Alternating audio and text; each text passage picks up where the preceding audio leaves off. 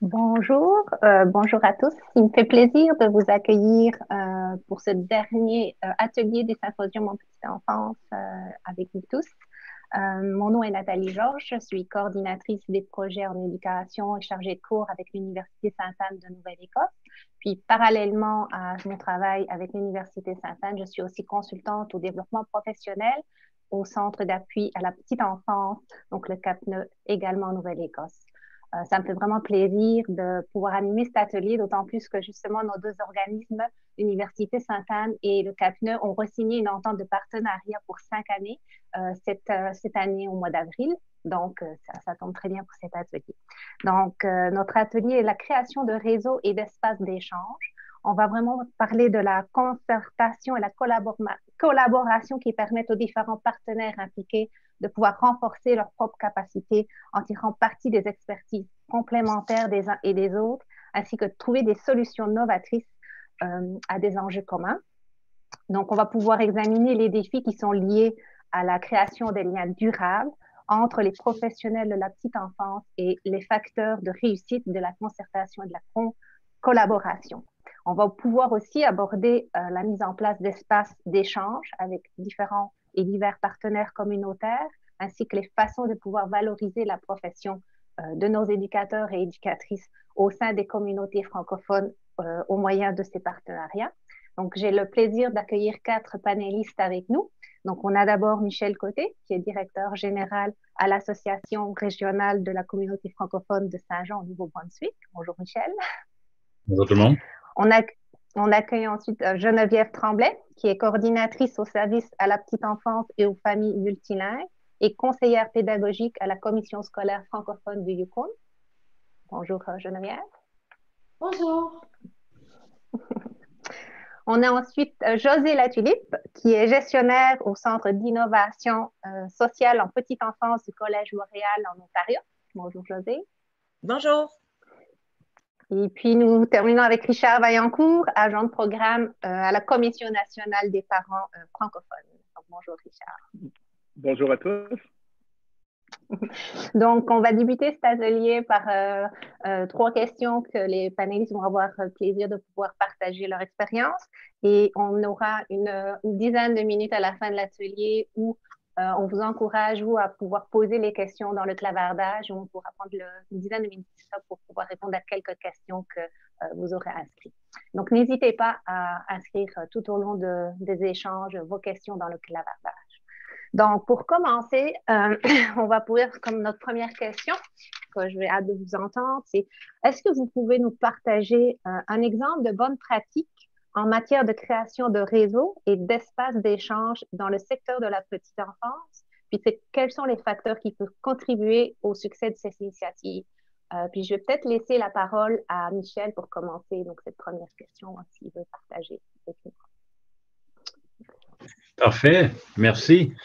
Alors, bonjour, bonsoir tout le monde, j'espère que ça va bien. Mais de mon côté, moi, je suis directeur général d'une organisation qui, entre autres, je dis entre autres parce qu'on a plusieurs secteurs dans notre organisation, mais un de nos secteurs, c'est de gérer des centres de la petite enfance avec 350 enfants, environ soixantaine d'éducatrices, éducateurs. Donc, moi, je suis un petit peu plus sur le terrain au niveau local là, par rapport à mon intervention. Alors, une bonne pratique de création de réseau. J'aimerais peut-être parler d'un réseau qu'on a peut-être forcé, mettons-le comme ça. C'est au niveau de la petite enfance, on cherche toujours des ressources financières pour essayer de créer des postes, trouver des intervenants et tout. C'est toujours difficile, et surtout en milieu doublement minoritaire ou comme ici à Saint-Jean, Nouveau-Brunswick, où le nombre de candidats et tout ça sont limités. Alors, pour pouvoir faire ça, nous, on avait comme un petit peu d'argent, notre organisation, pour embaucher quelqu'un pour intervenir au niveau de la petite enfance, mais pas assez pour avoir un poste à temps plein. Donc, on est allé voir le Centre de ressources familiales qui, eux, se doivent d'offrir des services bilingues, mais en tout cas, le faisaient comme ils le pouvaient, mais c'était... donc, on a offert nos services pour travailler avec eux. Et on est allé voir aussi le district scolaire francophone sud qui cherchait quelqu'un pour faire de la francisation auprès des enfants préscolaires, donc qui vont rentrer en maternelle, et puis de créer l'espace franco-bulle. Et puis, donc, on a tout mis ça ensemble, environ peut-être là, un tiers, je dirais.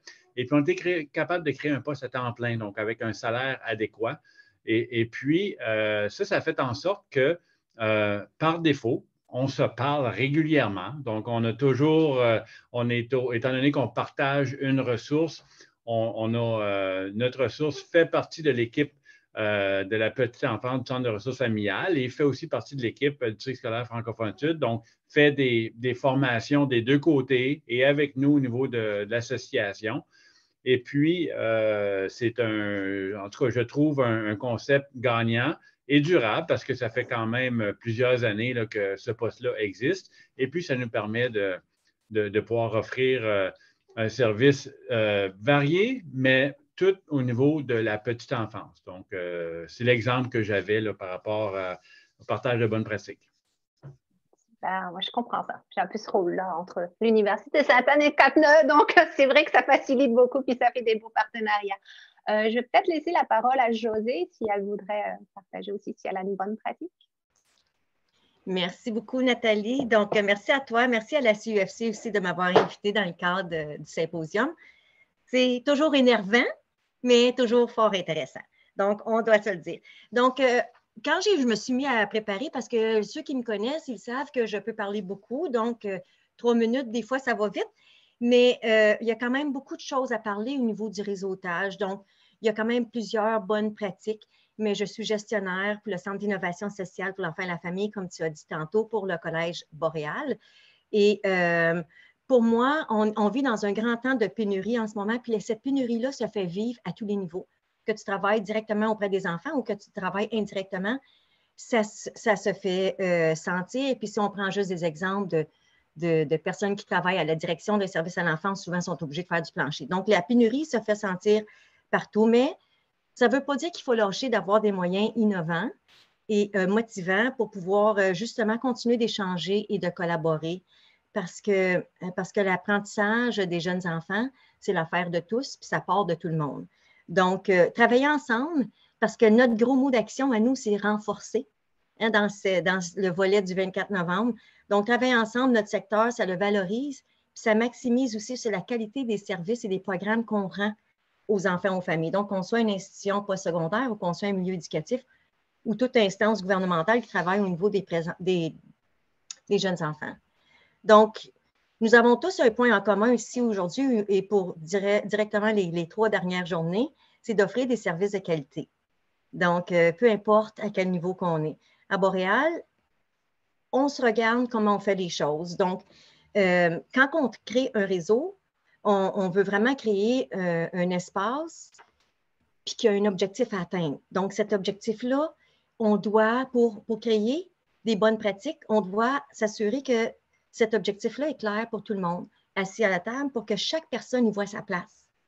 Donc, je sois partie prenante parce que ça bouge vite dans nos milieux, ça bouge rapidement. Donc, on veut participer on veut s'engager à des endroits où est-ce qu'on sent qu'on a notre place et qu'on peut définitivement y contribuer. Donc, le contraire de ça, fait qu'on est moins engagé. Donc, ça ne fait pas vraiment des pratiques réussies. Donc, aussi, pour la création de ces réseaux-là et de ces plateformes d'échange-là, il est important d'être à l'écoute de nos joueurs clés. Nos joueurs clés tels que les étudiants sont nos joueurs clés. comme institution postsecondaire, on va sonder, on va aller voir les professeurs en éducation des services à l'enfance aussi et la communauté. Donc, les réseaux sur lesquels moi je siège et je représente le Collège Boréal, ça devient des plateformes où ce qu'on peut écouter les enjeux qui se passent au niveau des communautés. Donc, en lien avec les sondages des étudiants, les comités consultatifs, en Ontario, nous avons des réseaux régionaux, des réseaux provinciaux. Donc, c'est important d'y être, d'y participer, d'être engagé parce qu'ils deviennent des mécanismes. Des mécanismes où on peut vraiment améliorer nos modes de livraison, nos modes de formation et notre formation contenue comme telle également. Et ensuite de ça vient de dire, je viens de dépasser ma minute. Mais en 3 minutes, je vous l'avais dit, mais je vais vous donner un exemple quand même rapide. Suite à la création de ces réseaux-là, il y a aussi la création de réseaux internes et externes. Donc, suite au comité consultatif et en entendant ce que les membres de la communauté ont fait, nous, à l'interne, ce qu'on a décidé de faire, c'est d'avoir un comité qui va travailler sur le profil du stagiaire et le profil de l'organisme qui va accueillir nos stagiaires. Donc, bref, on veut savoir qu'est-ce que l'organisme s'attend de nos étudiants quand ils arrivent là et qu'est-ce que nous, on s'attend de l'organisme pour accueillir nos étudiants. Donc, on travaille sur un comité multidisciplinaire présentement. Donc, ça, c'est une bonne pratique en lien avec ce qu'on écoute de la communauté. Merci, Nathalie. Non, super, très intéressant. Merci beaucoup, Josée. On va peut-être aller voir un petit tour du côté de Geneviève maintenant pour avoir quelles sont les bonnes pratiques du côté de Geneviève et du Yukon. Oui, bonjour. Moi, ça fait 8 ans, comme on l'a dit, que je suis coordonnatrice à la petite enfance pour la commission scolaire, puis conseillère pédagogique aussi. Puis quand je suis entrée en poste, je me suis rendu compte qu'il y avait vraiment beaucoup d'offres en petite enfance de la part de la communauté franco-yukonaise, l'école aussi. Et puis qu'on ne se parlait pas trop, on travaillait tous vraiment en vase clos. Puis ça arrivait même qu'on présentait les mêmes soirs des activités pour la même clientèle pour les parents, alors qu'on est quand même assez petit. Donc, pour vraiment régler ça, pallier à ça, on a décidé de créer une table en petite enfance où vraiment tous les joueurs qui œuvrent pour les petits sont unis, que ce soit dans le monde de l'éducation, donc la commission scolaire, le ministère de la Santé des Affaires sociales est là aussi, et vraiment tous les organismes qui œuvrent pour les familles au niveau communautaire, comme les organismes pour les femmes, qui représentent les femmes, les organismes de nutrition néonatale, les organismes de notre association franco-yukonaise, où là, il y a des regroupements pour l'immigration, les aînés. Tout ce beau monde-là, on s'est mis autour de la table, on s'est fait des rencontres 3 fois par année. Puis pour vraiment être certain qu'on allait tous dans la même direction, on a créé vraiment le plan stratégique et puis un plan d'action pour voir OK, quelles sont les actions qu'on pouvait faire ensemble et quelles sont les actions qu'on pouvait faire chacun de notre côté. Donc, cette table en petite enfance-là est vraiment précieuse. On pourrait penser que c'est lourd une rencontre avec tous ces joueurs-là, mais c'est seulement 3 fois par année. Donc, on se rencontre 3 fois par année, puis c'est vraiment un lieu d'échange. Puis c'est là aussi qu'on unit nos forces. Souvent, on se rend compte qu'on a les mêmes problématiques, qu'on soit dans le communautaire ou qu'on soit dans le milieu scolaire, et qu'on unit nos forces pour créer des projets. Un des projets où on a uni nos forces pour les familles, pour mettre au service des familles, c'est une ludothèque. Donc, on a mis sur pied, vraiment, on est parti de zéro. On a mis sur pied un prêt de jeux de société pour les familles. C'est vraiment, c'est localisé à l'école, mais c'est vraiment pour les 0 à 99 ans. Donc, on est vraiment mis ensemble tous nos fonds, nos expertises, nos idées pour créer ce beau lieu de ludothèque-là. Parce qu'on se rendait compte que c'est une belle façon pour les familles de pratiquer leur français et de jouer et d'apprendre. Donc, ça, c'est une de nos belles créations ensemble. Il y en a plein d'autres projets qu'on a mis sur pied comme ça. C'est vraiment un lieu commun où on peut faire de la création d'activités, puis se parler et échanger ce qu'on fait et se mettre ensemble. Donc, c'est vraiment cette solidarité-là qui est une bonne pratique vraiment pour la petite enfance et qu'on continue depuis 8 ans, qui fonctionne extrêmement bien, qui a une excellente participation. Merci Geneviève, c'est très, très, très inspirant ce que tu dis. Puis c'est vrai que quand on unit nos forces avec un objectif commun, souvent on va avancer plus au niveau de toutes les parties, partenaires, autant la communauté que scolaire que la petite enfance. Je vais maintenant laisser la parole à Richard, s'il a des bonnes pratiques à partager de son côté. Ben, merci bien, très intéressant. Donc, merci. Merci, bonjour à tous, puis merci d'être là, puis de parler de collaboration. Ben, c'est un sujet qui m'anime énormément, donc je vais essayer quand même d'être bref et au point, mais je fais partie du réseau de la Commission nationale des parents francophones, puis je dirais que la collaboration puis la synergie, bien, on la vit au quotidien, on la vit entre nous, donc ça fait partie vraiment de notre culture organisationnelle. Puis l'exemple de la pratique que je vous partage aujourd'hui, ben, c'est celle qu'on appelle la francosphère de la petite enfance. Donc, ça vient d'une collaboration nationale entre la Commission nationale des parents francophones et l'Association canadienne d'éducation de langue française. Et cette collaboration-là aussi, elle se poursuit avec nos partenaires dans les provinces et territoires. Donc, en bref, la francosphère petite enfance, c'est 11 équipes de formateurs et formatrices dans les provinces et territoires. Puis on a une cinquantaine de formateurs et formatrices qui font partie de ce réseau-là. Et Nathalie, d'ailleurs, en fait partie, donc tu connais très, très bien cette pratique-là. Donc, c'est un réseau de formation et d'outillage qui vraiment spécifiquement se penche sur la question de la construction identitaire francophone. Je vais survoler 4 facteurs qui ressortent, à mon avis, de cette pratique-là.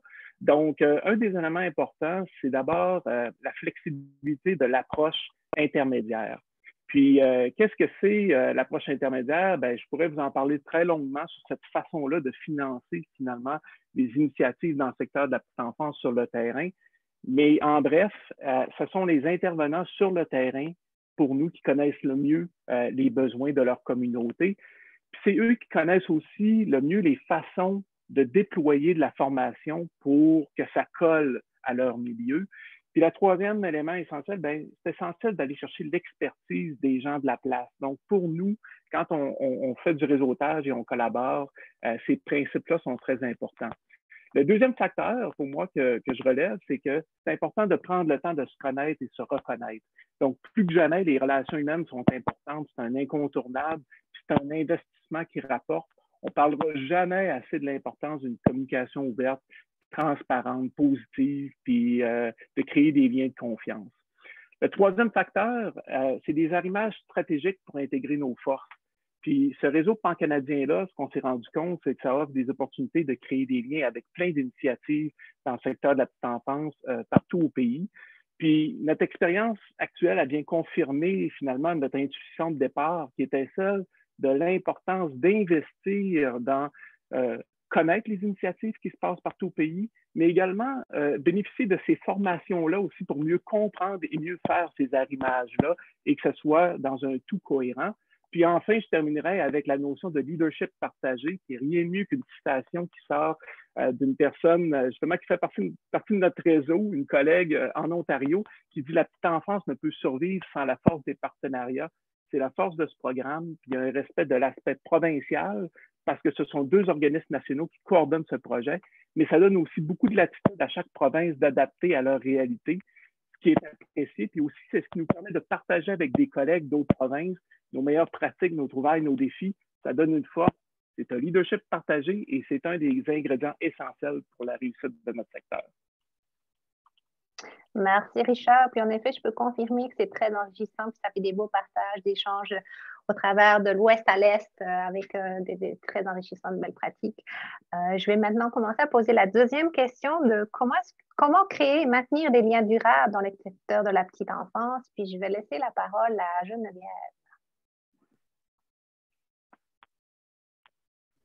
Pardon, on avait voté à l'unanimité que c'était M. Vaillancourt le premier. On va commencer avec Richard. Alors, on va continuer, enchaîner. Excuse-moi, Geneviève. Je t'avais mis pour la troisième. Ça va, ça va. Je suis prêt. Donc, de notre côté, justement, dans l'expérience, la pratique que je viens de vous parler, c'est qu'il y a 6 éléments qu'on a ressortis, puis je vais essayer d'y aller très en survol. Donc, la première piste, c'est ce qu'on fait ensemble, ça doit être pertinent. Donc, nos espaces d'échange et de réseautage, il faut que ça apporte quelque chose de plus. L'assiette est pleine pour tout le monde, notre temps est précieux, donc il faut que ça soit une valeur ajoutée. Puis pour ça, on a besoin d'une contribution de tous. Puis on a des gens qui nous ont dit, entre autres, une éducatrice en Colombie-Britannique qui disait suite à une formation, qui nous disait que ça valait la peine, ça valait l'investissement de notre temps, les gens avaient envie d'être là puis d'y participer. Puis on a une collègue en Alberta qui nous disait aussi, le hamster part à courir en entendant toutes les idées des autres, ça m'amène à penser à plein de choses, c'est tellement riche. Donc, je pense que ça illustre bien le propos. La deuxième piste, ça doit être positif pour durer. Donc, on a besoin d'espaces authentiques, positifs, où on a confiance de partager, de contribuer. Puis c'est une responsabilité mutuelle aussi de chacun d'assurer ce milieu positif. La troisième piste, c'est qu'on doit être à l'écoute des réalités sur le terrain. On en a parlé beaucoup au cours de ce symposium-là, de tout ce qu'on peut vivre au niveau des ressources humaines, au niveau des défis, que ce soit de l'épuisement, des horaires chargés, une pénurie professionnelle. Il faut également bien doser nos moments de réseautage et de formation. Donc, il faut trouver un équilibre dans tout ça. Une autre piste, c'est de voir les communautés de pratique comme des vases communicants. On sait à quel point les communautés de pratique sont importantes, puis ça permet de s'entraider, s'outiller, surmonter des défis. Nous, dans le cadre de notre projet en construction identitaire, on a créé des liens avec d'autres communautés de pratique, comme avec celle de l'Association francophone des parents du Nouveau-Brunswick, qui porte davantage sur le thème de l'accueil et de l'accompagnement des parents, mais avec qui on a une belle complémentarité. Puis c'est là qu'on se rend compte qu'on transfère des connaissances, des savoirs, des techniques d'animation, des expertises. Et c'est très riche finalement parce qu'on élargit nos horizons, puis c'est bénéfique pour tout le monde. Les deux autres, rapidement, une cinquième piste, c'est être accueillant dans la création et le maintien de nos liens, c'est aussi d'accueillir les nouvelles contributions. Donc, on est en mouvement avec les gens qui sont là, mais c'est certain qu'il y en a qui sont là depuis plus longtemps, puis il y en a d'autres aussi qui se joignent à nous. Donc, avoir une posture d'accueil dans nos réseaux, c'est tellement important. Puis, il y a une personne justement des territoires du Nord-Ouest qui nous disait l'autre jour à une rencontre, c'est notre première rencontre aujourd'hui, puis on a hâte de continuer à faire des liens. Donc, on voit à quel point c'est important d'aller chercher d'autres personnes. Puis enfin, je terminerai rapidement sur l'idée d'avoir du plaisir. On fait sérieusement notre travail dans le plaisir. Puis ce plaisir-là, ça a des retombées positives sur le sentiment d'appartenance à un espace collectif. Puis si on est bien, puis si ça nous fait du bien, on va avoir le goût de continuer ces liens-là. Merci, Richard. En effet, je pense que José parlait aussi d'être motivé, à vouloir être passionné. C'est sûr que ça entraîne à continuer et à créer des liens.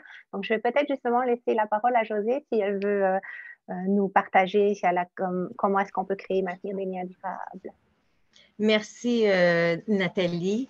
Oui, c'est ça, je vais faire du pouce un petit peu sur ce que Richard a dit parce qu'on sait qu'au niveau de la petite enfance, en tout cas en Ontario, on sait que les communautés d'apprentissage professionnel et de pratique sont des plateformes par excellence pour pouvoir justement développer le leadership. Puis pour pouvoir aussi savoir sont où les limites pour pouvoir justement les dépasser. Ça fait que ce sont des plateformes par excellence de co-apprenants, puis c'est vraiment une approche qu'on veut prendre quand on veut créer des liens durables dans le secteur de la petite enfance. Richard l'a mentionné, donc on parle de relations bienveillantes, hein? Donc on commence par le commencement, la toile de fond. Je pense que ça va de soi, que tu sois un grand ou que tu sois un petit, plus les relations sont solides, plus sont authentiques, plus les liens sont solides et plus il y a de connexion. Donc à ce niveau-là, le travail se fait de façon plus organique et de façon plus naturelle. On l'a mentionné tantôt, on doit se connaître aussi. Tu sais, moi, je sais que je parle beaucoup. Fait que, est-ce que ça va avoir une incidence sur nos rencontres, sur nos liens? Fait qu'il faut réfléchir à ça, il faut se connaître pour pouvoir justement y porter attention de façon consciente. Maintenant, je pense aussi qu'un des éléments, c'est d'avoir un intérêt commun. Donc, il faut vraiment, pour créer ce lien-là, avoir cet intérêt-là. Aussi, favoriser l'intelligence collective. Donc, tu sais, toute l'approche de co-apprenant que je viens juste de mentionner. Donc, qu'est-ce que toi, tu peux m'apporter? Qu'est-ce que moi, je t'apporte? Puis ensemble, qu'est-ce que ça va donner, les retombées au niveau de nos programmes ou de nos services qu'on offre? De favoriser la collaboration aussi, d'écouter les idées de l'autre. Tu sais, comme on aime nos idées, mais les idées des autres aussi sont bonnes. Donc, d'être en mesure, d'être capable de prendre ça pour valoriser le commentaire de l'autre. Être un bon communicateur, adopter un langage corporel, tu sais, amical, qui hocher la tête. Ça fait partie des relations saines, mais aussi avoir le temps de réflexion ensemble. Donc ça, c'est vraiment, selon moi, qui fait qu'on peut promouvoir une plateforme où ce que tous se sentent en sécurité. Tu sais, parce que quand on commence au début, on ne parle pas fort, on ne dit pas grand-chose parce qu'on a peur de ne pas être sur la bonne voie ou peu importe c'est quoi nos petites peurs, mais on est des êtres humains et c'est comme ça. Mais plus on avance dans les communautés d'apprentissage et de pratique, plus on établit cette relation bienveillante et plus on prend des risques. C'est la même chose chez le tout petit. Quand on prend soin de son développement socio-affectif, il est en mesure de prendre des risques calculés un petit peu plus tard dans sa vie. C'est ce qu'on veut, justement, qu'il connaisse ses idées.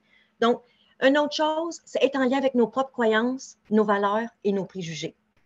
Parce que ça va avoir une incidence directe sur nos dispositions quand on va créer des liens ou quand on va participer à des réseaux. Puis être justement, être à l'écoute des besoins des communautés. Donc, nous, on est une institution postsecondaire, donc on doit être en lien et à l'écoute de ce que la communauté a de besoin. Si la communauté dit, écoute, là, en ce moment, on est en pénurie, il faut faire quelque chose un petit peu plus vite que plus tard, bien, il faut écouter ce qui se dit sur le terrain. Donc, nous, en tant que collège, on doit s'asseoir puis de réévaluer tout ça pour pouvoir rencontrer la demande. Donc, c'est des enjeux qui sont sur le terrain et je dirais d'écouter nos communautés et pour pouvoir bien saisir justement ces enjeux-là pour qu'on puisse survenir à leurs demandes parce que finalement, l'offre de nos formations rencontre la demande du terrain. Merci, Nathalie. Merci José, très, très enrichissant. Puis on va peut-être laisser la parole maintenant à Michel. Oui, merci. Puis j'ai beaucoup aimé ce que José a dit. Et puis juste pour renchérir un peu, nous, au niveau local, ici, c'est certain, il y a beaucoup de nouveaux règlements qui s'en viennent au niveau de la gestion des centres de la petite enfance, dont la formation obligatoire des éducateurs et éducatrices. Et puis, j'écoutais ce que tu disais, José, puis nous, un défi qu'on a ici au Nouveau-Brunswick, c'est que le collège communautaire ne suffit pas à la demande. Donc, on a des personnes éducatrices qui veulent suivre leurs cours, sont motivées sur leurs cours, puis s'ils suivent leurs cours, on s'entend qu'il y a une assez grosse augmentation de salaire. Donc, il y a un aspect pécunier qui est là, et puis, mais ils sont limités, et puis ils ne peuvent pas à cause de l'impossibilité du collège ici au Nouveau-Brunswick de faire. Mais c'est juste faire une petite parenthèse à la fin de ta présentation. Mais de mon côté, pour les liens durables, au niveau de nos éducateurs et éducatrices, c'est tellement difficile parce qu'ils sont tout le temps sur le plancher, sont pris, ils n'ont pas de temps de libre. Donc, nous, ce qu'on a décidé de faire par chez nous, c'est de créer, de provoquer des occasions de se rencontrer de façon régulière pour qu'elles puissent vraiment créer ces liens-là. Et puis, une des choses qu'on a fait, c'est qu'on a imposé des journées pédagogiques pour nos éducateurs et éducatrices. Donc, c'est pas beaucoup, on a 2 journées pédagogiques par année, mais à ma connaissance, il n'y a pas beaucoup de centres au Nouveau-Brunswick qui fait ça. Et puis, on impose ça aux parents. Les parents payent quand même leur garderie les journées où les éducatrices se forment. Mais au moins, on forme nos éducateurs et éducatrices sur des heures normales de bureau. On ne leur demande pas le soir ou la fin de semaine. Donc, on les traite de façon professionnelle, autant que ça peut l'être au niveau scolaire avec les enseignants et les enseignantes. Donc, et puis, c'est certain que c'est un risque pour notre organisation de faire ça parce que des parents disent, bon, ben, je vais aller à l'autre garderie parce que on a le service à longueur d'année, il n'y a pas ces journées-là. Donc, on a emboîté le pas et puis on demande à la province d'imposer ça pour toute la province. Donc, tous les centres d'activité enfance auraient les mêmes journées pédagogiques en même temps où ce qu'on peut vraiment faire de la formation, mais créer les liens entre nos éducateurs et éducatrices, autre que d'avoir 4-5 enfants par-dessus eux, puis tout ça. Donc, vraiment, là, à tête reposée, pouvoir faire ça, je pense que c'est une situation là, intéressante là, pour ça. Merci, Michel. En effet, c'est vrai que ça, pour la valorisation de la profession aussi, c'est de leur imposer à avoir des journées, c'est aussi très valorisant pour elles, les éducateurs. On va aller faire un petit tour maintenant vers Geneviève, si elle est prête à partager avec nous. Bien sûr. Nous aussi, je veux juste faire du pouce sur ce que tu viens de dire. Nous aussi, les journées pédagogiques pour les éducatrices, ça a été mis sur pied il y a 2 ans, puis c'est vraiment quelque chose de gagnant.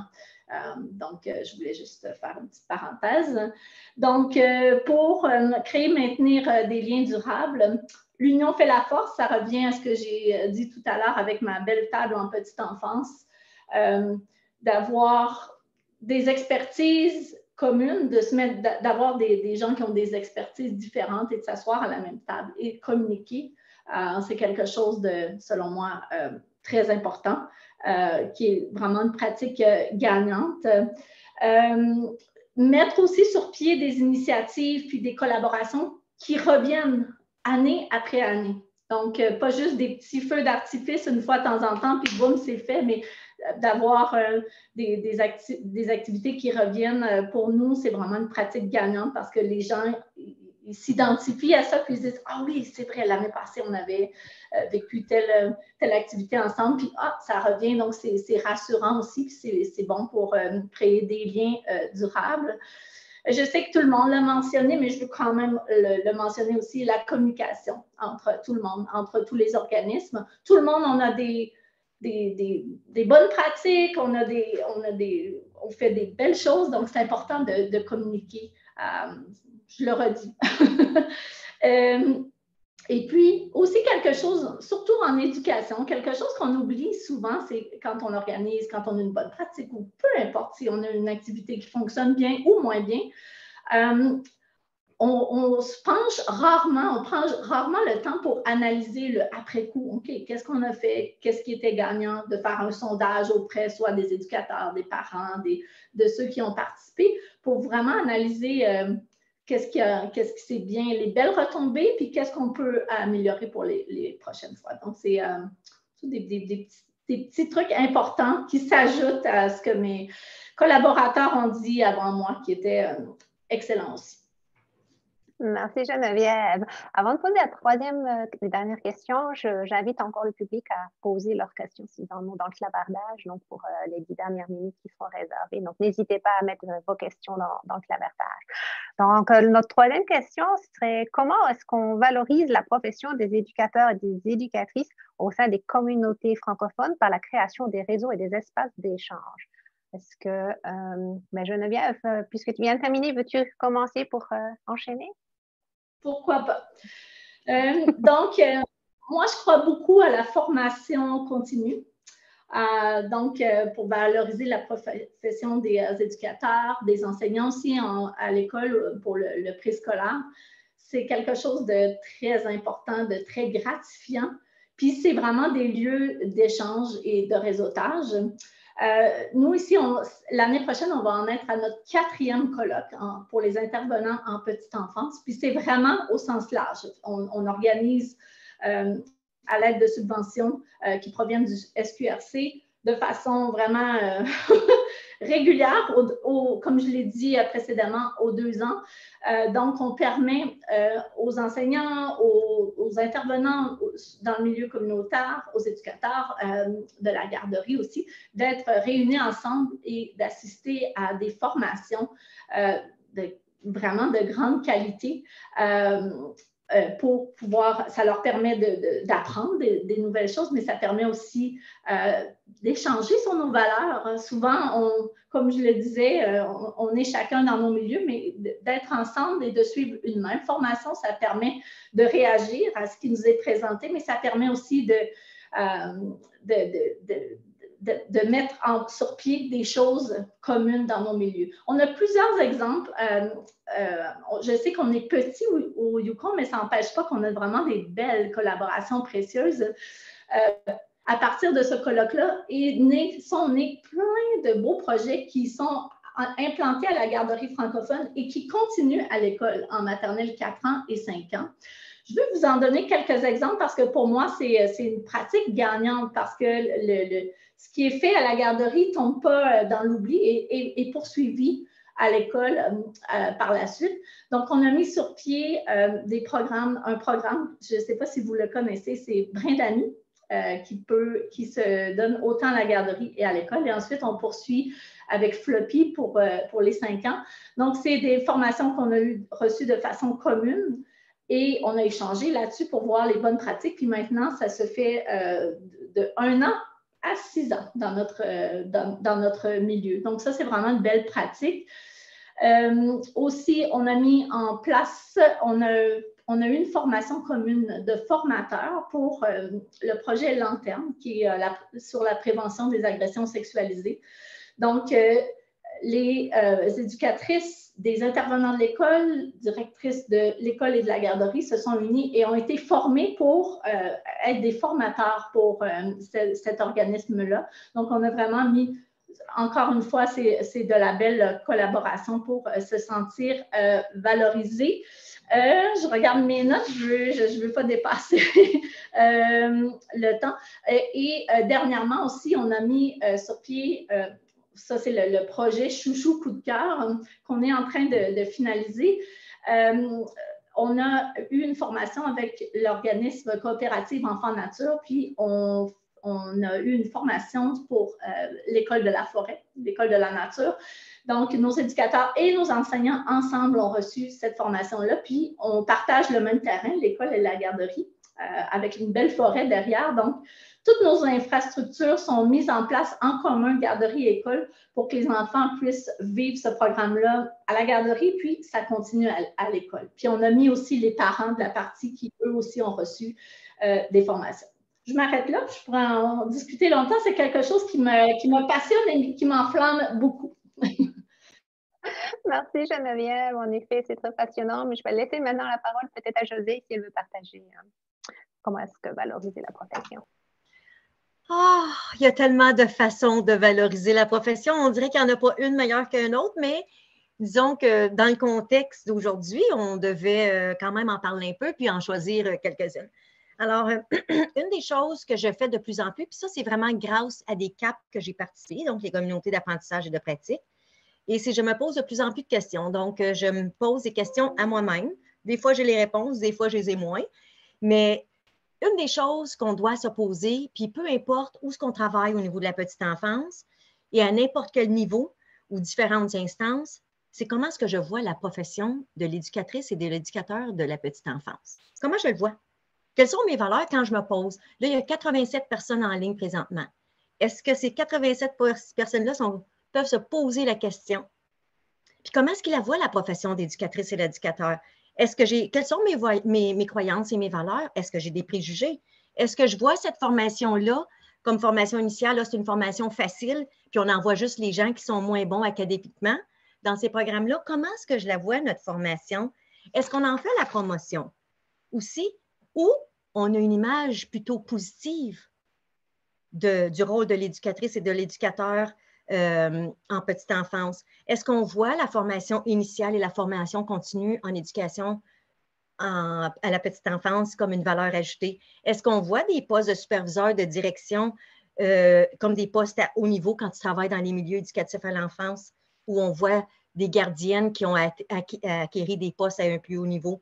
Quelle est l'image qu'on voit de la profession? À ce niveau-là, est-ce qu'on voit que toutes ces personnes-là qui travaillent à promouvoir le développement des jeunes enfants au niveau des 5 sphères de développement? Au niveau de la petite enfance, on sait que l'identité commence à se développer. Quel est notre rôle en tant que passeur culturel dans nos milieux éducatifs à l'enfance sur lesquels on travaille? Alors, savez-vous, je pense que je l'ai dit tantôt, on veut que l'enfant prenne des risques. C'est important qu'il prenne des risques. On se doit de favoriser dès la petite enfance le développement socio-affectif, afin que le développement physique, cognitif et langagier s'ensuit. Donc, ça fait vraiment partie des preuves scientifiques. Donc, une autre chose, c'est qu'on devrait valoriser dès le secondaire. Donc, et au niveau d'une institution postsecondaire, l'exemple que j'aimerais vous donner aujourd'hui, c'est au niveau des étudiants. Donc, on doit valoriser aussi les étudiants qui prennent le cours. On doit les traiter comme des professionnels à devenir. Donc, c'est eux autres qui vont prendre la relève. On en a besoin. Il y a tellement, on est en hémorragie au niveau de la pénurie, définitivement. Donc, comment est-ce qu'on prend soin de nos stagiaires? Le but, c'est de renforcer. Donc, un exemple innovateur, c'est qu'au Collège Boréal, dans un de nos cours, qui sont des étudiants de 2e année en éducation et services à l'enfance, un des cours qui s'appelle Expérience de jeu enfants d'âge scolaire, on va intégrer la formation de notre association francophone à l'éducation des services à l'enfance de l'Ontario, notre association en province qui représente la petite enfance. Ils ont un programme de francophones dont Richard parlait tantôt, lui parlait de francosphère, mais francophone, ça nous donne le réflexe à être conscientisé à notre rôle en tant que passeur culturel. Donc ça, c'est important parce que oui, on est des gens qui vont faire la promotion du développement des jeunes enfants, mais on fait également faire attention à leur culture et à la langue au niveau des milieux éducatifs. Puis ça, ce n'est pas donné de façon naturelle. Donc, ce qu'on veut faire dès janvier, compte tenu que c'est des élèves, des étudiants de deuxième année, on veut l'intégrer à ce cours-là parce qu'on sait que les enfants à cet âge-là, d'âge scolaire, c'est là qu'ils commencent à développer leur vraie identité. Donc, OK, là, qui suis-je? Là, vraiment, rentre vraiment dans la préadolescence. Donc, le prof va former en même temps les étudiants à l'aide de notre association. Et ce qu'on pense pour valoriser les étudiants, là, même leur cours, c'est que quand ils vont avoir terminé leur module de francophone à l'intérieur du cours, ils vont avoir aussi un certificat de développement professionnel. Donc, avant même qu'ils aient terminé, on commence à bâtir leur formation. Et là, la prochaine étape, parce que nous, en Ontario, on est chanceux, on a un ordre professionnel. Donc, et on doit adhérer à le programme d'APC, qui est Apprentissage professionnel continu. Donc, la prochaine étape, ça va être d'aller voir l'ordre puis voir si on peut vraiment donner un pré-APC pour les étudiants qui étudient dans le domaine de la petite enfance.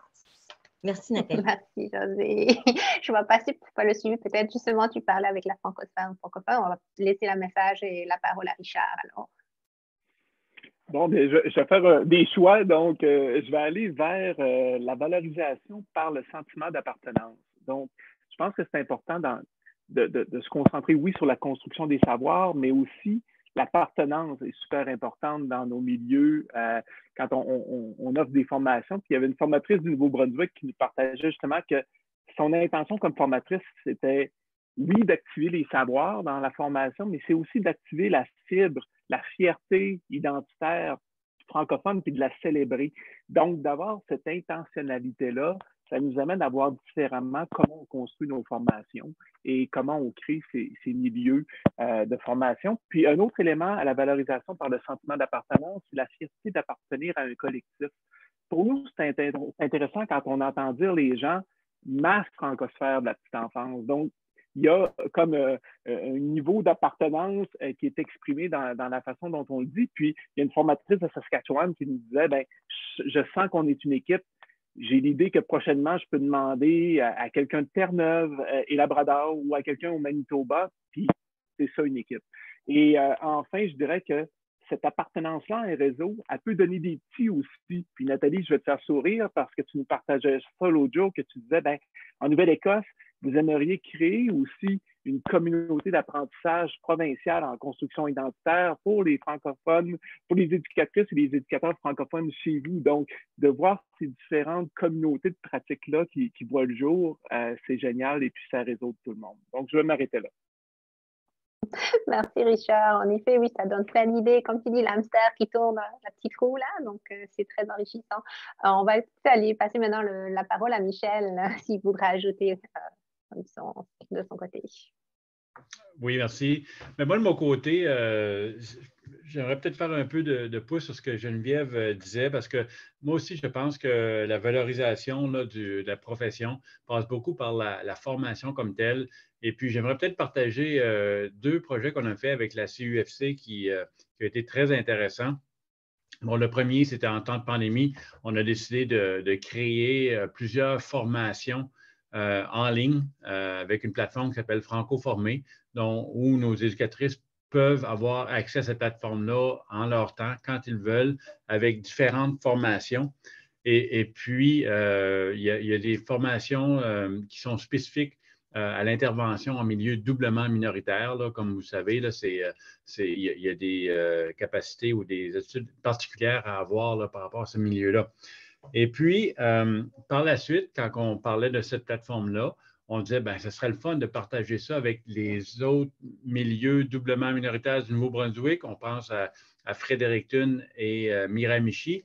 Donc, la semaine dernière, c'est tout récent, en fin de semaine passée, on a organisé un colloque. On avait 125 éducateurs et éducatrices de Fredericton, Saint-Jean et Miramichi pour la fin de semaine au complet. Et puis, on parlait d'intérêts communs, on parlait de défis communs. C'était la première fois que ça se faisait. On espère que ça va pouvoir se poursuivre là, dans le futur. Mais on les a gâtés. On a fait ça au Delta. On n'a pas fait ça dans une classe de prématernelle avec du jus de pomme et du thé. On a fait ça de façon professionnelle. Nos 125 participants étaient vraiment là, très, très, très heureux là, du déroulement de la fin de semaine. Et puis, encore une fois, juste le fait qu'on partage des pratiques communes, qu'on se voit et puis qu'après, on peut se dire, bon, ben OK, on peut se donner un coup de téléphone, on peut essayer, on sait qu'on n'est pas tout seul ici. Et puis, c'était vraiment là une première, mais avec énormément de succès. Puis, c'est à refaire. Puis, ben, merci à l'SUFC pour nous épauler dans ça. Merci, Michel. En tout cas, c'est très, très riche comme échange qu'on a avec vous. On aurait maintenant une question. Comment rejoindre les partenaires dans différents types d'établissements dans le cadre de partenariats comme les services en milieu familial? Est-ce qu'il y a quelqu'un qui voudrait partager? Je vois José peut-être. Non? Donc, comment est-ce qu'on pourrait rejoindre les différents types d'établissements dans un cadre de partenariat? Est-ce que vous avez des pratiques gagnantes? Je vois José peut-être. Je peux peut-être m'aventurer.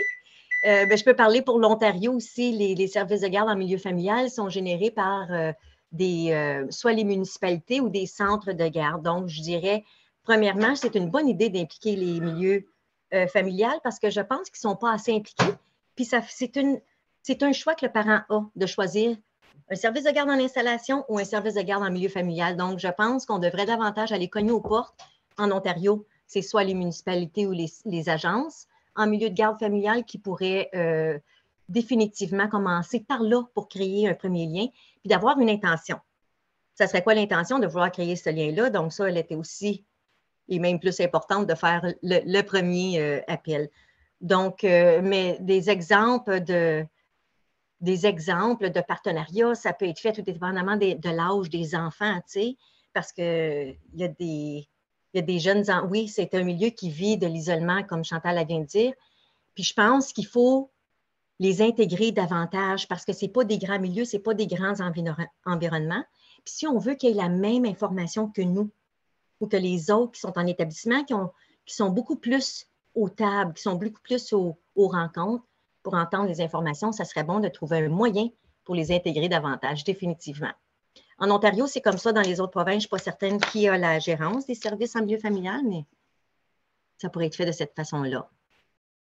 Oui, merci José. En effet, c'est vrai que peut-être les impliquer plus, aller plus les chercher, les invités pour qu'ils puissent faire partie de la table, ça serait intéressant. Est-ce que Richard, je pense que tu avais peut-être quelque chose que tu voulais ajouter? Oui, ben, je voulais juste le temps filer aussi, donc, mais je voulais juste dire que oui, effectivement, de plus en plus, on tente justement de faire ce réseautage-là aussi de la garde en milieu familial, de mettre à la disposition des outils aussi auprès de ces professionnels-là. Donc, très important de considérer tous les milieux de services de garde dans l'aspect du. Merci Richard. Est-ce que du côté de Genève ou Yukon, vous avez des milieux de garde familiale? On en a, puis quand on fait le colloque et les formations, c'est toujours aussi offert au milieu de garde en milieu familial. Et la table en petite enfance aussi, notre regroupement est aussi ouvert à eux. Ils ne peuvent pas toujours être présents, c'est difficile de se faire remplacer, mais elles ont les procès-verbaux, puis elles peuvent aussi communiquer leurs attentes ou des choses, des besoins qu'elles ont, puis c'est transmis au niveau de notre table en petite enfance. Merci Geneviève. En tout cas, c'est un vrai plaisir d'avoir eu ces beaux échanges avec vous pour terminer ce dernier atelier 8. Je vous remercie beaucoup pour la participation, à vous les panélistes, puis aussi au public. Et puis, je vais repasser la parole à Gabrielle Robichaud pour la terminer notre stage. Merci beaucoup. Merci Nathalie, merci tout le monde. Merci beaucoup à Nathalie, Georges et aux panélistes. À Nathalie, Georges et aux panélistes, pardon. Alors, on enchaîne immédiatement avec la cérémonie de clôture de ce beau symposium. Écoutez, après 3 jours passés avec vous, c'est déjà la fin. Je suis certain que certains sujets vous ont interpellé, que vous avez appris des choses, tissé des liens et surtout eu la chance d'approfondir vos réflexions. Pour ma part, je retiendrai à la fois les défis auxquels vous faites face et les perspectives qui s'en viennent. Je réalise à quel point cette toile de soutien à la formation à la petite enfance que vous êtes en train de construire est cruciale à la vitalité de nos communautés francophones en milieu minoritaire. Et comme papa d'un jeune enfant, mais aussi de potentiels autres enfants en devenir, j'avoue que je suis à la fois emballé et rassuré par toutes ces perspectives pour tout ce qui s'en vient pour ces enfants. Alors, demain, je vous le confirme, je vais voir les choses différemment quand je dépose mon fils à sa garderie. Ça, c'est certain. Pour clôturer officiellement ce 2e symposium national en petite enfance, je vais laisser la parole à la gestionnaire de programme Petite Enfance à l'Association des collèges et universités de la francophonie canadienne, Catherine Rousseau. Merci beaucoup, Gabrielle. Et je suis contente de savoir que tu as l'intention de peupler la francophonie canadienne. Comme vous pouvez le voir, je suis en direct d'Ottawa et je suis très heureuse de prendre la parole pour marquer la fin de cet événement qui mobilise des intervenantes et des intervenants d'un secteur crucial pour l'avenir des communautés francophones en situation minoritaire, comme l'a si bien dit Gabrielle, celui de la petite enfance. Je sais que je parle déjà à des gens convaincus. On partage toutes et tous un même objectif, celui d'offrir des services de garde francophones de qualité à tous les parents qui en font la demande. Et pour atteindre cet objectif, on le sait, il faut former davantage d'éducatrices et d'éducateurs en assurant l'accès à de la formation initiale et continue en français, et ce, partout au pays. Sans oublier qu'une fois que ces personnes ont été formées, et qu'elles ont trouvé un emploi dans un centre francophone ou à leur compte, bien, il faut s'assurer d'avoir des ressources. Il faut mettre en place des mécanismes pour les motiver à rester dans le domaine.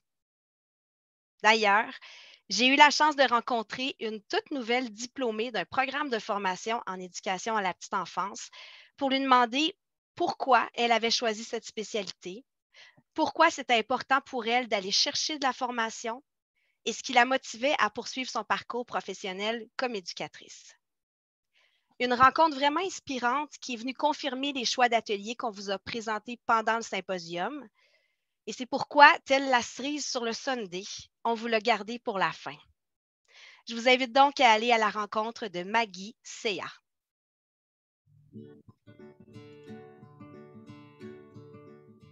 Je réponds au nom de Maggie Sea. Je suis étudiante et je suis éducatrice plutôt depuis quelques mois, je dirais, depuis le mois de mars. Alors, j'ai commencé à exercer déjà avant d'avoir mon diplôme et j'ai eu mon diplôme au mois de juillet. Moi, elle m'apprend d'abord comment je dois préparer l'enfant. Les enfants qui est cet avenir de demain, qui est laissé entre mes mains, on ne peut jamais parler de l'avenir de demain sans parler des enfants. Et quand on parle des enfants, on commence par les débuts des enfants. C'est nous, les éducatrices, qui commençons. Les fondements et la base, c'est avec nous. Alors, nous préparons cet avenir meilleur de demain de l'enfant en l'éduquant, on prépare cet enfant pour la scolarité. On prépare cet enfant sur sa connaissance. Donc, on l'éduque. Nous nous éduquons afin que cet enfant soit prêt pour l'école. Alors, moi, je pense que ma formation m'a beaucoup appris la manière de voir l'enfant, d'écouter l'enfant, de combler ses besoins, de regarder son développement global, harmonieux, l'éducation, de travailler avec cet enfant, les activités selon ses besoins, comprendre quels sont les besoins et rendre cette formation sous forme des jeux. Un apprentissage sous forme des jeux. En jouant avec cet enfant, mais tu apportes une connaissance. Ça m'a beaucoup appris. En étant dans les milieux depuis que j'exerce, je vois vraiment que non, les éducatrices ne sont pas vraiment valorisées, malheureusement. Malgré tout ce que je peux dire, tout ce que je peux vous faire voir, mais nous ne sommes pas valorisés.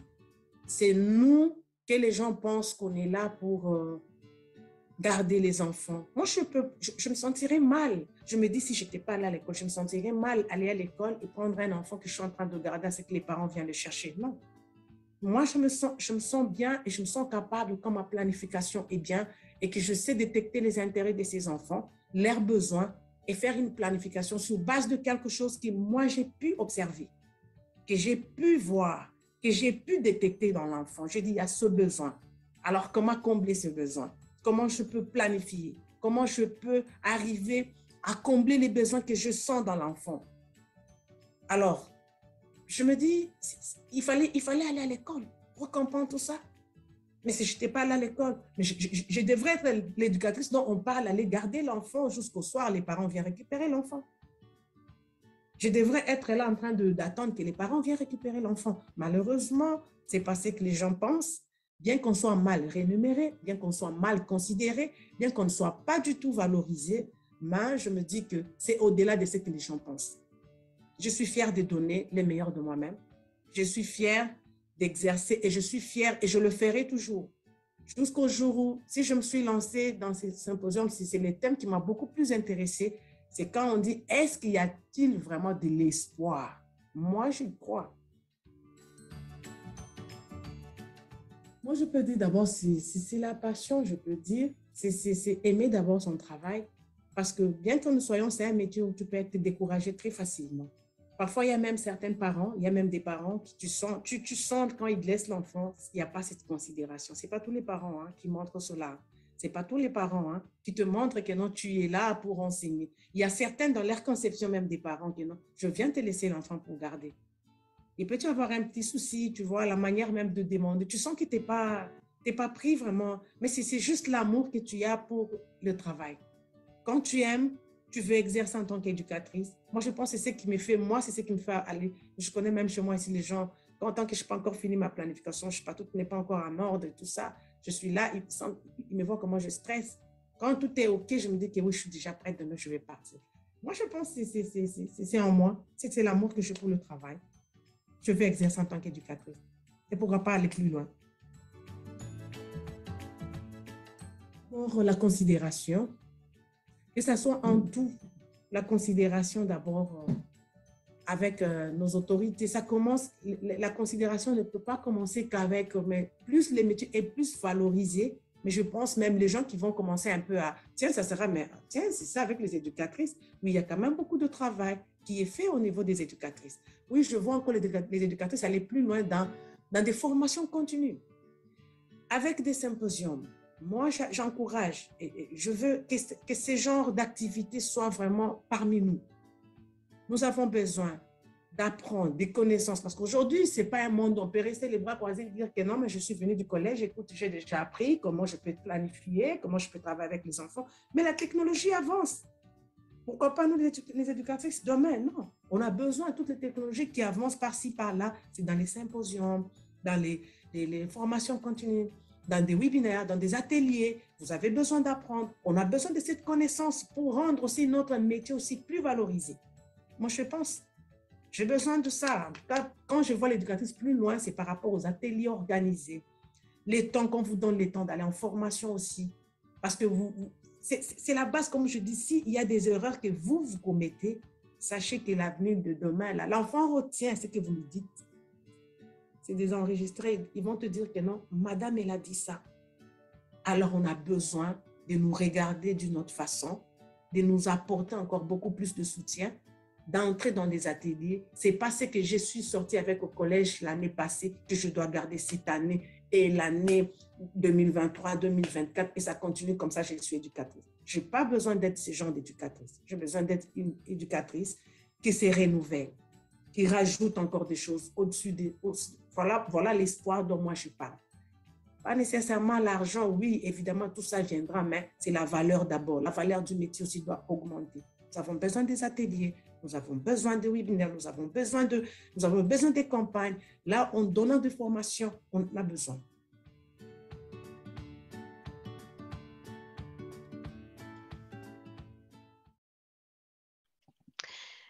Vous avez vu, j'ai fait le choix délibéré de ne pas vous indiquer dans quelle province Maggie a étudié et dans quelle province elle travaille présentement, parce que je pense qu'elle représente la réalité de toutes les éducatrices et tous les éducateurs là, à travers le pays.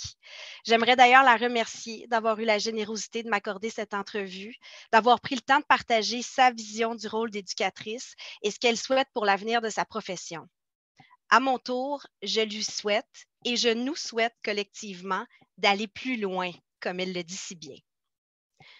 Vous l'avez entendu dans la vidéo de Maggie, vous l'avez entendu pendant les ateliers. C'était aussi un constat tiré de la première édition du Symposium national en petite enfance. Et vous le savez, on doit valoriser la profession d'éducatrice et d'éducateur pour contrer la pénurie de personnel qualifié dans les services de garde francophones. C'est dans cette optique que la CUFC, en collaboration avec ses partenaires nationaux, a entrepris une démarche de valorisation que je vous laisse découvrir à l'instant.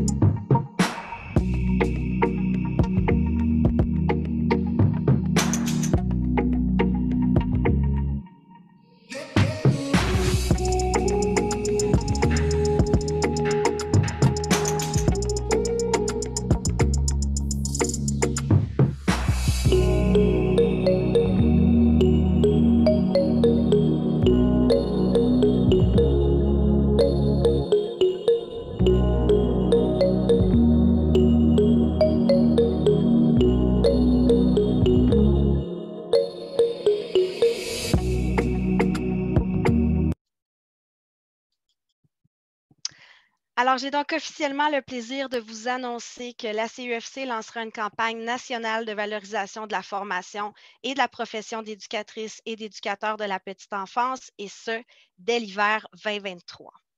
Nous espérons que vous la partagerez allègrement dans vos réseaux pour faire en sorte que les demandes d'admission dans les programmes de formation de nos établissements postsecondaires francophones explosent et qu'il n'y ait plus jamais de services de garde contraints à refuser des enfants ou littéralement obligés de fermer leurs portes à cause d'un manque de personnel qualifié. Pour plus de détails sur la campagne, restez branchés à nos réseaux sociaux et surveillez l'arrivée de nos messages dans votre boîte courriel. Je sais que j'ai déjà beaucoup parlé, mais avant de redonner la parole à Gabrielle, permettez-moi encore de faire quelques remerciements parce que l'organisation d'un symposium, c'est une aventure de longue haleine qui implique de nombreuses personnes. Premièrement, j'aimerais remercier les sous-bénéficiaires du projet Formation et renforcement des capacités des éducatrices et des éducateurs de la petite enfance que je côtoie virtuellement depuis 3 ans. On a beaucoup parlé du dévouement, de la passion qui habite les éducatrices et les éducateurs, et à juste titre. Mais comme vous le savez, des gens qui s'investissent pour faire bouger les choses, il y en a partout dans le secteur. Dans nos établissements postsecondaires francophones, dans les associations et les fédérations de parents, dans les associations provinciales et les organismes de services en petite enfance, dans les conseils et les districts scolaires, dans les réseaux santé et ceux de développement économique. À toutes et tous, je vous dis merci pour votre implication dans les différentes initiatives déployées en petite enfance. Merci à nos partenaires nationaux et tout spécialement aux membres du comité organisateur du symposium, sans qui tout ceci n'aurait pas été possible. Richard Vaillancourt de la Commission nationale des parents francophones, Valérie Moran de la Fédération nationale des conseils scolaires francophones, Adèle Gamala du Réseau de développement économique et d'employabilité du Canada, Émilie Albert de la Société Santé en français et la dernière, mais non la moindre, Inessa Serré de l'Association des collèges et universités de la francophonie canadienne. Je tiens aussi à remercier ma carte secrète depuis le dernier symposium, celui qui est responsable du contenu des ateliers en collaboration avec le comité organisateur, mais celui aussi qui fait plusieurs autres tâches connexes, Guillaume Deschênes-Thériault. Merci beaucoup, Guillaume. Merci à Marie-Ève Pépin de Missile Communication pour son appui avec les communications. À Pixel Media pour la réalisation de la vidéo des directions générales que vous avez vue en ouverture du symposium. Si vous ne l'avez pas vue ou si vous l'avez mal vue, je vous invite à aller la rejoindre, à la revoir. Elle est partout dans les médias sociaux là, des organismes, des partenaires du Comité de gestion nationale en petite enfance. Puis je vous encourage à la partager vous aussi afin qu'on puisse conscientiser le plus de gens possible à l'importance de valoriser, former les professionnels de la petite enfance et renforcer le secteur. Merci également à l'équipe M pour avoir recueilli les citations des éducatrices et des éducateurs qui faisaient partie des vidéos diffusées avant les ateliers. Merci à l'équipe de la FCO pour la présentation de leur magnifique conte qui est à écouter et à réécouter. Merci à Mme Lupien pour sa présentation très dynamique et percutante sur le stress. Merci évidemment aux modérateurs, modératrices, aux panélistes d'avoir partagé une panoplie de bonnes pratiques et d'avoir ainsi contribué grandement au succès des ateliers. Merci à l'équipe technique du Collège Boréal, en particulier à Chloé Hogg et Daniel Moncion, ainsi qu'à Guylain Dauphinet et Pierre Trudeau. Guylain et Pierre, merci pour votre patience et votre sang-froid dans les moments de panique technologique. Merci à toute l'équipe de la CUFC d'avoir porté cet événement. Merci à Rose Doresca pour son coup de baguette magique de dernière minute. Un merci, un très gros merci, un merci très spécial à Irving Lewis, le directeur du Continuum de l'éducation, pour sa présence et son soutien tout au long du processus. Et un merci plus que senti à ma fidèle complice, Inessa Serré. Et là, je sais, il y en a qui vont se dire, Catherine, tu l'as déjà remercié plus tôt quand tu as parlé du comité organisateur. Oui, je le sais, je l'ai remercié tantôt, mais une fois, ce n'est pas assez pour exprimer toute la gratitude que j'ai de pouvoir travailler avec elle. Merci évidemment au gouvernement du Canada qui nous a permis de vivre ces 3 journées bien remplies par l'entremise du financement du ministère d'Emploi et Développement social Canada. Merci à Gabriel Robichaud qui a relevé avec agilité et souplesse le défi d'animer le symposium. Gabriel n'est pas seulement un animateur et le papa d'un petit garçon de presque 21 mois, c'est aussi un comédien, un auteur, metteur en scène, poète. Et il travaille présentement sur une pièce de théâtre et un film qui porte sur l'insécurité linguistique. Je vous invite donc à le googler, à le lire et à aller le voir dans un théâtre près de chez vous. Et pour finir, parce que oui, j'ai presque fini, j'aimerais dire un gros merci à toutes les personnes impliquées de près ou de loin dans l'organisation et la tenue du symposium, dont vous, chères participantes et participants. Votre présence démontre que la petite enfance, c'est une pierre d'assise des communautés francophones en situation minoritaire. Du fond du cœur, merci.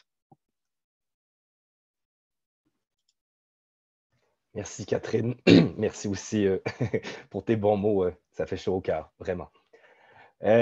Oh, pardon, ma feuille était devant, mes notes, pardon. Voilà, alors, j'ai quand même, moi aussi, encore quelques petites choses à vous dire.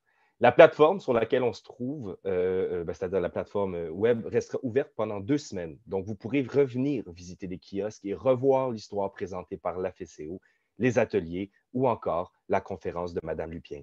Sachez aussi que tous les enregistrements vidéo des ateliers seront disponibles sur la page du symposium dans le site web de la CUFC. Vous pourrez donc revoir le contenu à votre guise.